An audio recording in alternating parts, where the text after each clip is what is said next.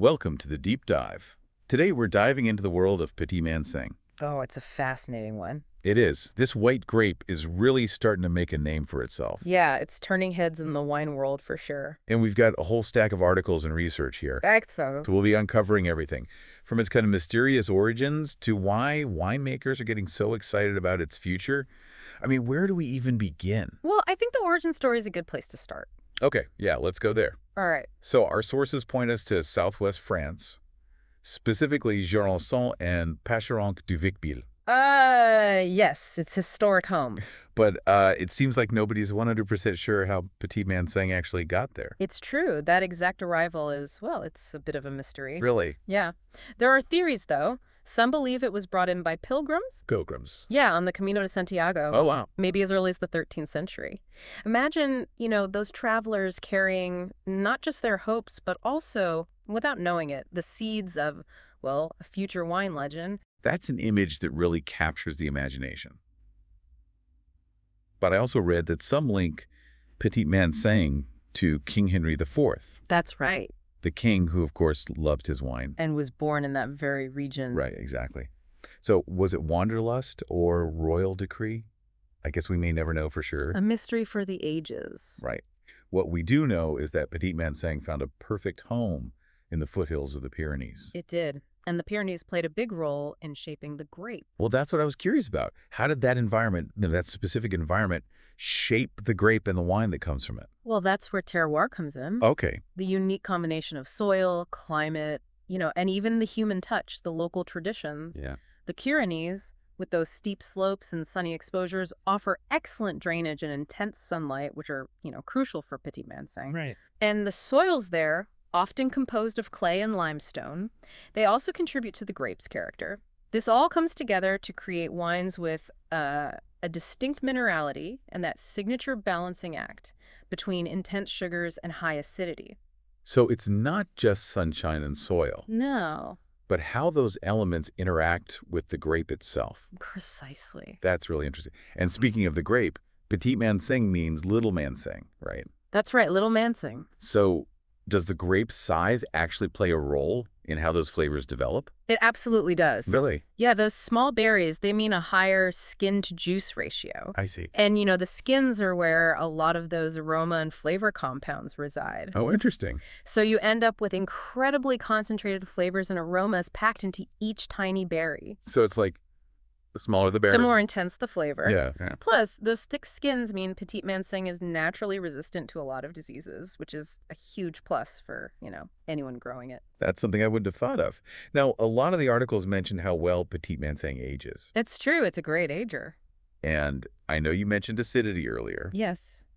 but what are the other factors that contribute to its longevity, Mm-hmm. compared to other white wines? You're right. Acidity is key. It acts as a natural preservative, helping the wine, retain its freshness over time. But with Petit Manseng, it goes beyond that basic acidity.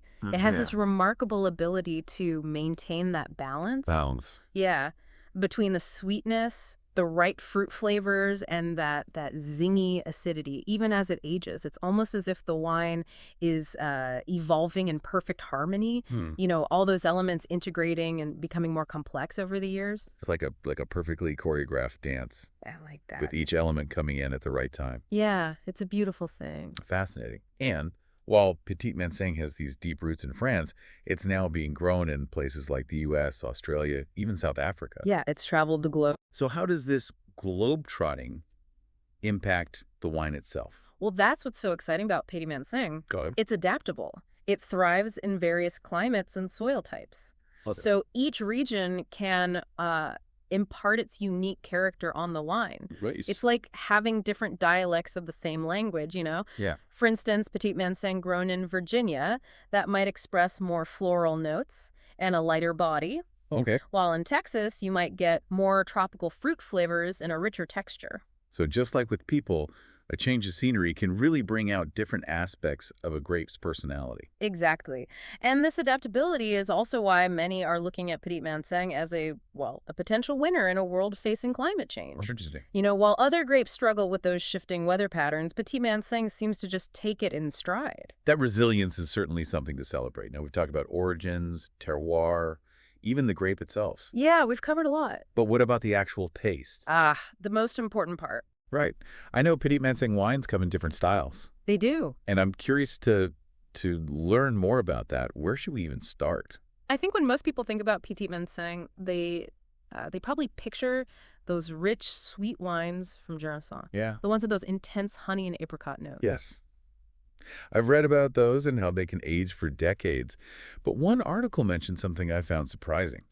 It said that a fungus actually plays a key role in making them. It does sound counterintuitive, right? But it's true. Botrytis cinerea, also known as noble rot, it's essential for crafting those legendary sweet wines under the right conditions, usually cool, humid mornings followed by warm, sunny afternoons.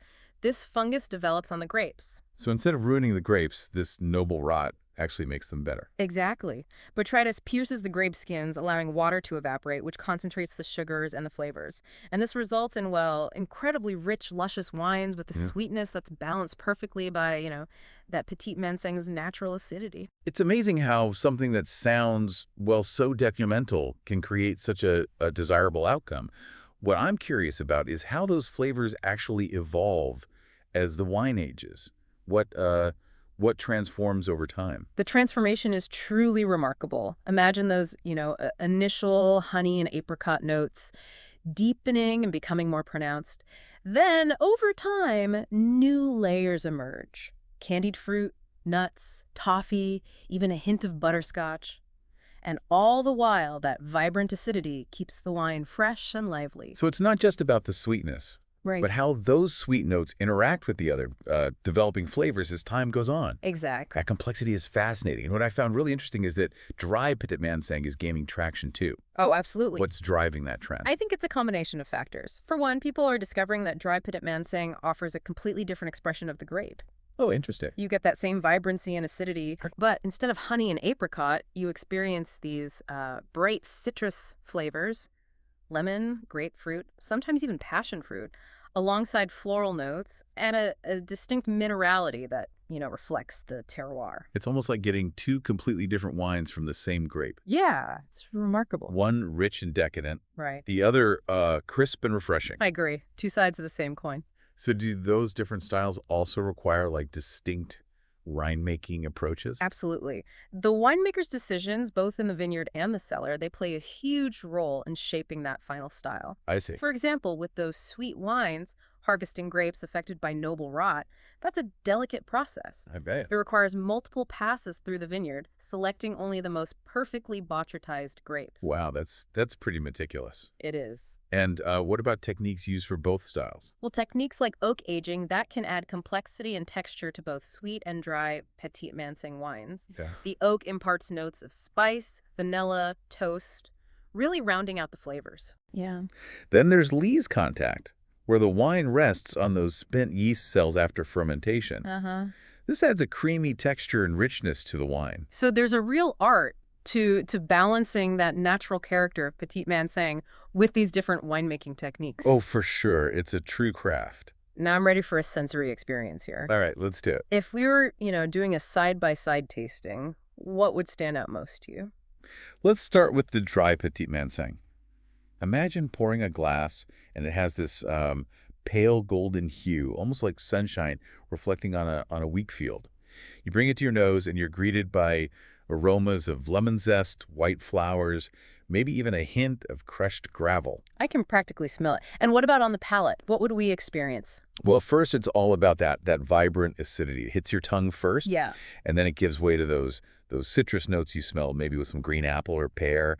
And often there's this long mineral finish that, it makes you want to take another sip. It sounds incredibly refreshing. Oh, it is. Now let's transport ourselves to a glass of sweet Petit Manseng, touched by that noble rot. Right. What does that experience feel like? Prepare for an explosion of aromas. Honey, apricot, dried fig, candy ginger, and a hint of that earthy, almost mushroomy character from the botrytis. It's like a symphony of scents. And the taste. Think liquid gold, rich, luscious, with concentrated flavors of apricot, honey, spice, and again, that acidity comes through, keeping the sweetness in check and adding a beautiful lift to the finish. I'm starting to understand why these wines are so prized. It's not just about sweetness, but this incredible interplay of flavors and textures. Given such distinct styles, I imagine pairing Petit Manseng with food opens up a world of possibilities. Yeah. It really does. We've touched on how versatile this grape is, but before we send our listeners off on a Petit Manseng tasting spree, Right. let's talk about those pairings. Yes. Where would you start with a dry Petit Manseng? Well, its bright acidity and citrus notes make it a natural with seafood. Okay. Think grilled fish, shrimp scampi, even sushi. Yeah. That vibrancy also cuts through richer flavors. So it goes well with goat cheese, salads with, citrus vinaigrettes, even spicy Asian cuisine. So it can handle some heat. It can. Now, the sweet wines, Yes. those seem tailor-made for dessert. They certainly are. Yeah. A classic pairing was with foie gras, but, don't be afraid to think outside the box. Okay. Think fruit tarts, creme brulee, even blue cheese. Ah, interesting. And surprisingly, the sweetness can also work beautifully with spicy Asian dishes. Really? Yeah, it tames the heat and creates a delicious balance. It's amazing how many directions you can go with just one grape. I know, it's fantastic. We can't forget about the sparkling Petit Manseng either. Oh, of course not. What sort of occasion calls for those bubbles? Well, sparkling Petit Manseng is often a bit lighter and more elegant than, say, champagne. Well, It makes a great aperitif. Something to sip on while you're catching up with friends. And it pairs well with lighter dishes like salads, seafood, fruit-based desserts. perfect. Yeah. It's great to know there's a Petit Manseng for every mode. There is. Now, we discussed how well this wine can age. Yes. Longevity is impressive. Are there any specific tips for storing these bottles, especially the sweeter ones?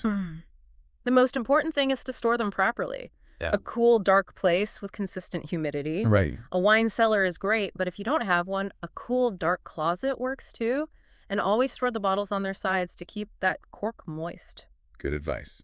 Now, let's shift gears a bit and talk about the future of Petit Manseng. Right. We touched on its adaptability earlier, Yes. which seems like a huge advantage, with climate change and all that. Definitely a point in its favor. How might Petit Manseng be better suited to a changing climate compared to other grapes? Well, it's a complex issue, but Petit Manseng has a few things going for it. First, it's late ripening, which means it can handle those longer, hotter growing seasons that are unfortunately becoming more common. Right. Second, those thick skins we talked about, those offer natural resistance to diseases, which can be made worse by, warmer, wetter conditions. So it's got this built-in resilience that some other varieties might lack. Exactly. But that being said, Yeah.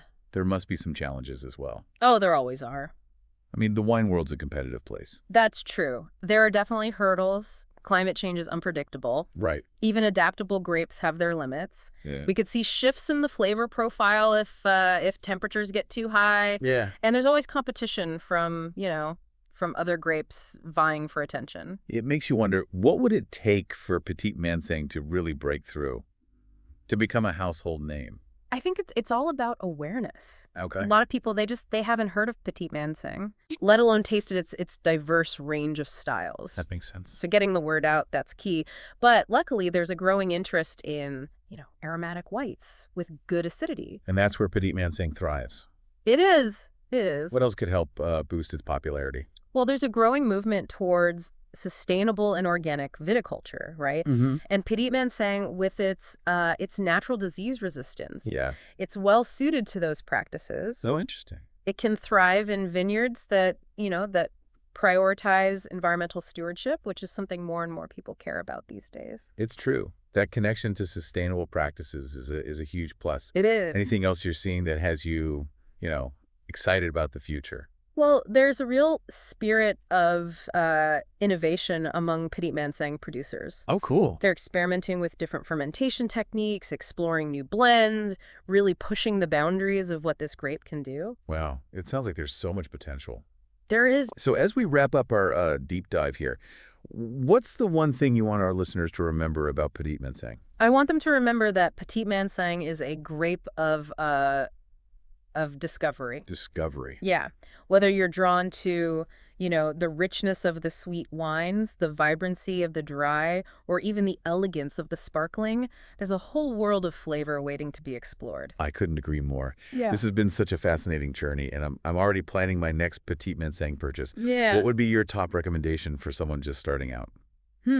Well, if they're intrigued by those, age-worthy sweet wines, a bottle from Jurançon, that's a must. A classic. If they're looking for something crisp and refreshing, I'd suggest exploring what's happening with dry Petit Manseng in, say, Virginia or Texas. Oh, great ideas. And for a special occasion, a sparkling Petit Manseng from Uruguay, that could be a delightful surprise. Fantastic starting points. They are. I think we've given our listener everything they need to embark on their own Petit Manseng adventure. I think so, too. And remember, don't be afraid to experiment. This is a grape that rewards curiosity.